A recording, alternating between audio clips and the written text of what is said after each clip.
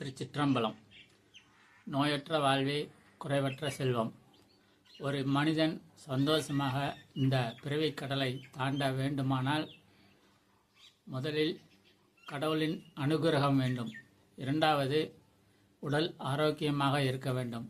அதற்கு தமிழ்நாடு பாரம்பரிய உணவு வகைகளை பின்பற்றி சாப்பிட வேண்டும். தமிழ் கடவுளான முருகப்பெருமான் தமிழ்நாடு பாரம்பரிய உணவு முறைகளை அகத்தியருக்கு சொல்லிக் கொடுத்து, அகத்தியர் 18 சித்தர்களுக்கு சொல்லிக் கொடுத்து, 18 சித்தர்கள் பொதுமக்களுக்கு சொல்லிக் கொடுத்தது தான் இந்த தமிழ்நாடு பாரம்பரிய உணவு முறைகள்.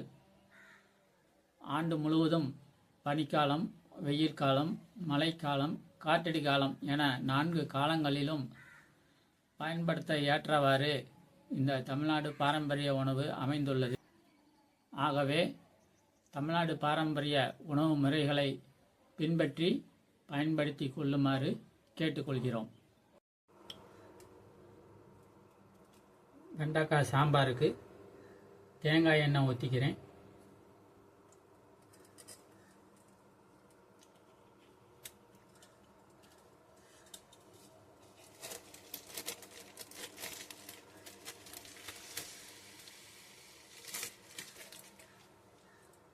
கடுகு,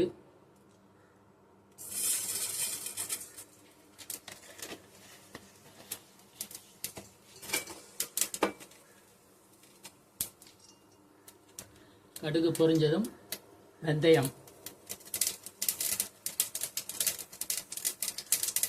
கொஞ்சம் போல வெந்தயம்,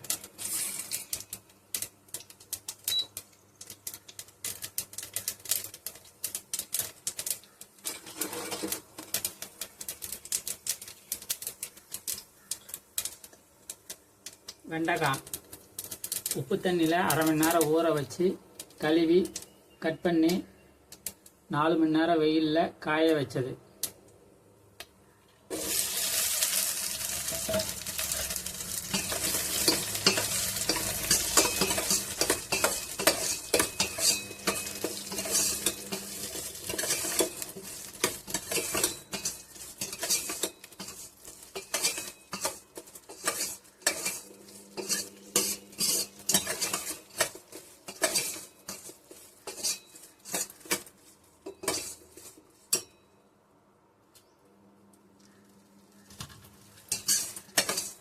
வெண்டைக்காய் வதங்கியதும்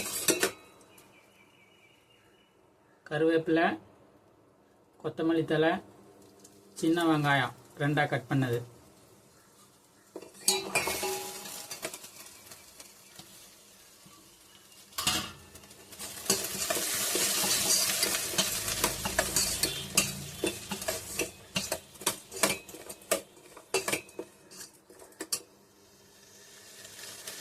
நல்லா வதக்கணும். நாட்டு தக்காளி ஒரு பெரிய தக்காளி,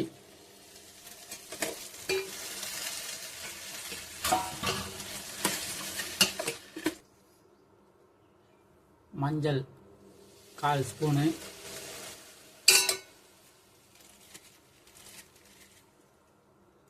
மிளகு 1/4 ஸ்பூனு மிளகு பொடி,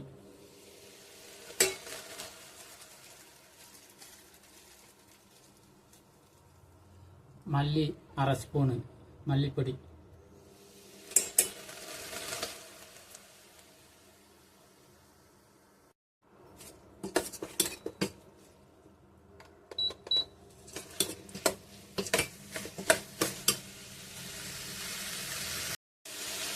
உப்பு பாதி அளவு.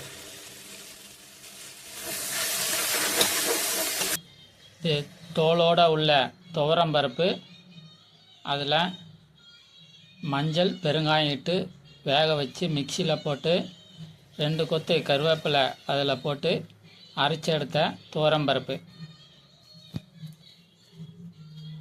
இதையும் சேர்த்துக்கலாம்.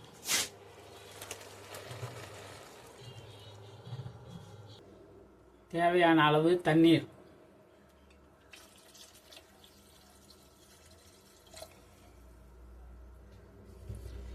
இந்த சாம்பார் கொஞ்சம் தண்ணியாட்டு தான் வைக்கணும்.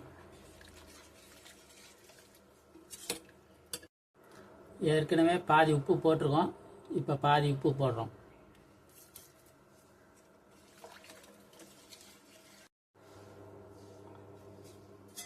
அவ்வளவுதான், சாம்பார் தயாராகிடுச்சு. இது 15 நிமிஷம் கொதிக்க விட்டு இறக்குனா போதும். சாப்பாடு நெல் நானே வாங்கி வேக வச்சு காய வச்சு ரைஸ் மில்லில் கொடுத்து அரைச்ச அரிசி இது. இதில் எந்த ரசாயனமும் கலக்கப்படலை. அதில் வடித்த கஞ்சி தான் இந்த கஞ்சி. இந்த கஞ்சி கீழே ஊற்றாமல் நம்மளே குடிச்சிக்கலாம். A to Z எல்லா சத்தும் இதில் இருக்குது.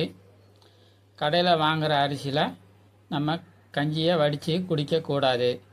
இந்த மாதிரி நாமளே நெல் வாங்கி வேக வச்சு காய வச்சு அரைச்ச அரிசியில் தான் கஞ்சி வச்சு சாப்பிடணும். சாம்பார் 15 நிமிஷம் கொதிச்சிருச்சு.